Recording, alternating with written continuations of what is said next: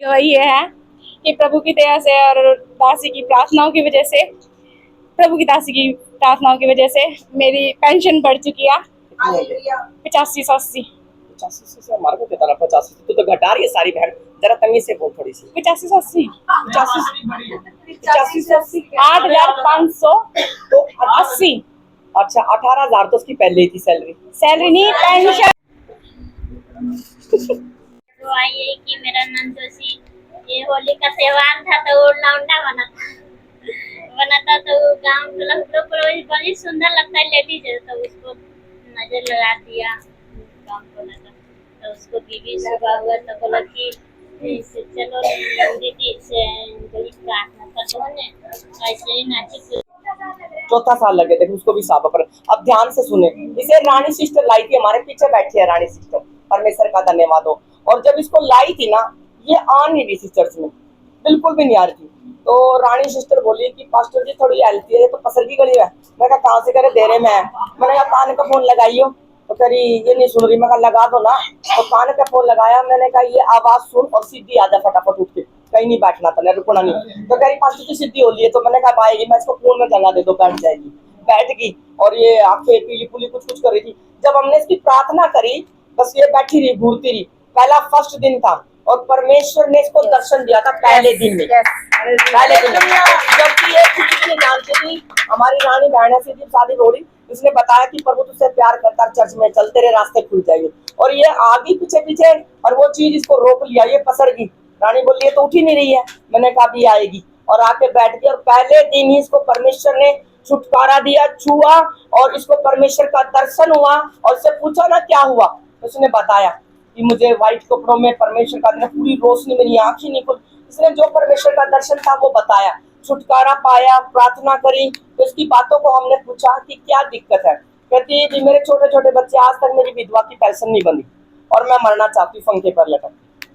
मेरे बच्चों की कोई फीस नहीं, कोई स्कूल की नहीं, मेरी काम सैलरी, मैं बहुत परेशान हूँ। और ये बाल बात के पंखे पे लटकना चाहती थी। ध्यान से सुनने वाली बात आपके आगे खड़ी है। मैंने कहा अच्छा इतनी छोटी सी बात पे, करी आपको लगता है छोटी सी बात है सिस्टर जी, मेरी जान से पूछो। मेरी आज तक मेरा पति गुजरा, मेरी पेंशन नहीं बनी, मेरा राशन कार्ड नहीं, मेरा ये नहीं वो नहीं वो नहीं। मैं इतनी सी बात पे क्या मनुष्य मर जाता है।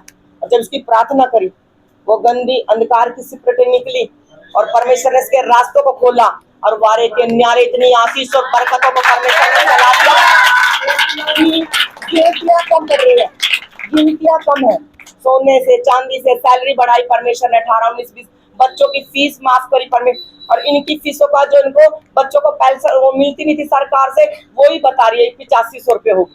और परमेश्वर का धन्यवाद है। विधवा की सैलरी की, वो विधवा की पेंशन भी बंद की, सैलरी में तरीके होगी। मतलब कि महीने में आराम से 30,000 रुपया परमेश्वर दे रहा है इसको, कहाँ कुछ भी नहीं था। और सोने और चांदी से, खान पीन से, सब चीजों से ब्लेस करा। जो राशन हमेशा खाली रहता था वो भरा रहता शुरू कर दिया। ये किसने करा? परमेश्वर ने। और कितने साल में करा? अभी चौथी साल ही लगी है अभी। तो कहते हैं ना, उसको बोलते ना एंड बाकी है अभी, अगर आप चलते रहोगे वचन पर मारोगे फिर रास्तों।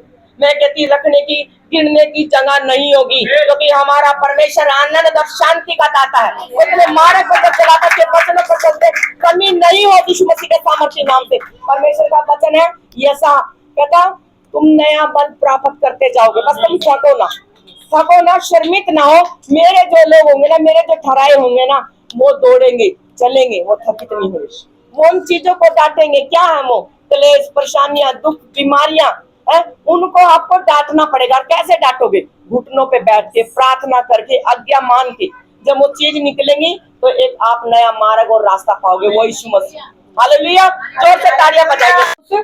और ये जब संडे को यहाँ से गया तो इसकी तबीयत खराब होगी, परमेश्वर का धन्यवाद है। इसका सांस फूलना शुरू हो गया और इसकी मम्मी का फोन आया अलका के पास कि इसकी तबीयत खराब हो रही है। और 2 दिन लगातार अलका से प्रार्थना करवाया, इसका सांस फूलना अब बिल्कुल ठीक है। ये चंगा हो चुका है, ये बिल्कुल ठीक है और बच्चा बिल्कुल स्वस्थ है। परमेश्वर का धन्यवाद। हमें भरोसा परमेश्वर पर रखना चाहिए। अब देखिए ठीक हो, सांस सही आ रहा है आपको? जोर से तालियां बजाएंगे। Hallelujah, hallelujah, hallelujah, hallelujah, hallelujah, जोर से बोल हालेलुया।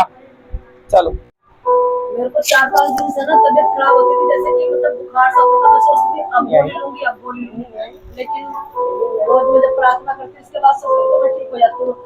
आज जब प्रभु का मतलब वो आराधना चल रही थी तो मैं किसी को सुबह शुभ समाचार देने गई थी। तो पहले तो मेरा मन हो रहा था तू 1-2 घंटे सो जा मत जा, लेकिन मेरे मन पे बोझ था। मैंने कहा वो लड़का क्या पता, देखती हूँ कैसा है। जैसे मैंने उसको जाके देखा वो मतलब उस पे लिटाया, मतलब बहुत उसकी हालत बहुत खराब है। तो उसकी माँ बोली कि भाई ये मेरा लड़का 7 महीने से बहुत पढ़ा लिखा है। तो मैंने कहा भाई मैं उसको कितनी उम्र है बच्चे उसकी? 23 साल की। 23 साल के। अच्छा, हनी नाम है उसका। 23 साल प्रार्थना करना प्रभु, उसकी माँ आएगी 20 तारीख को, मैंने बुला रखा। अच्छा। आज उसे बाहर लेके जाना। हम्म। तो मैं कहा भाई तुम आना, और प्रभु सबसे प्यार करता है, तुम्हें भी बिल्कुल चंगा करेगा। और जैसे मैं आराधना कर रही थी ना, तो मुझे 4 दिन से ना बुखार सा आता था। मेरे को गोली लेने का मेरे को वो नहीं होता था। जैसे ही मैं नाची और मुझे ये पता नहीं चला मेरा बुखार क्या है, मुझे हालेलुया,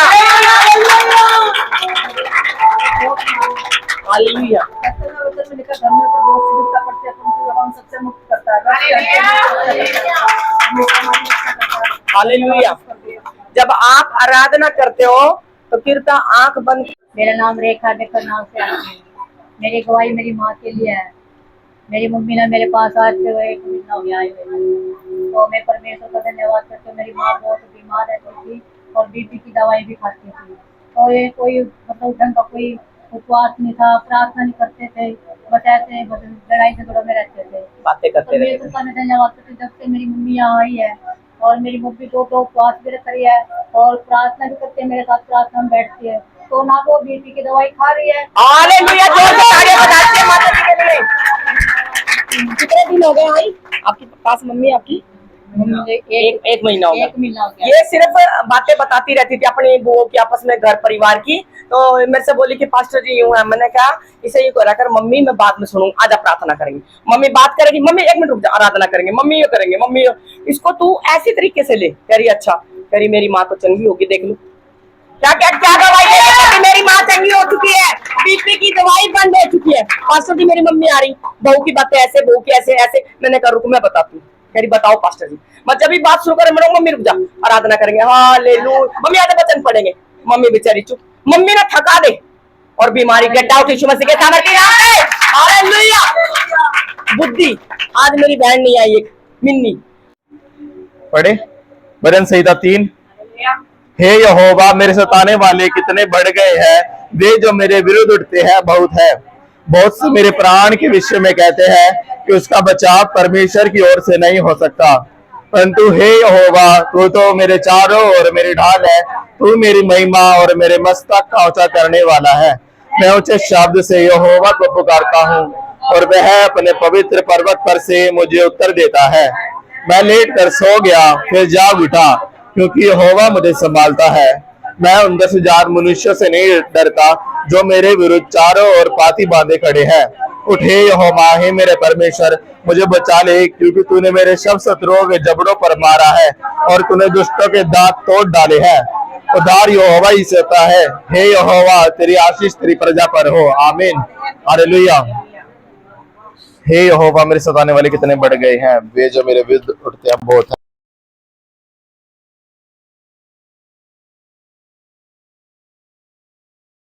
दया कर और अपनी बुद्धि से भर परमेश्वर, अपनी बुद्धि को पुकारिए। 7 अध्याय में लिखा है बुद्धि को पुकारे परमेश्वर, बुद्धि को अपनी बहन बनाए और समझ को अपनी साधन बनाए। किसी भी कंफ्यूजन और टेंशन में ना रहे, अपनी मम्मी को भी बताए। अब वचन को फोन से निकाल के उसको बोला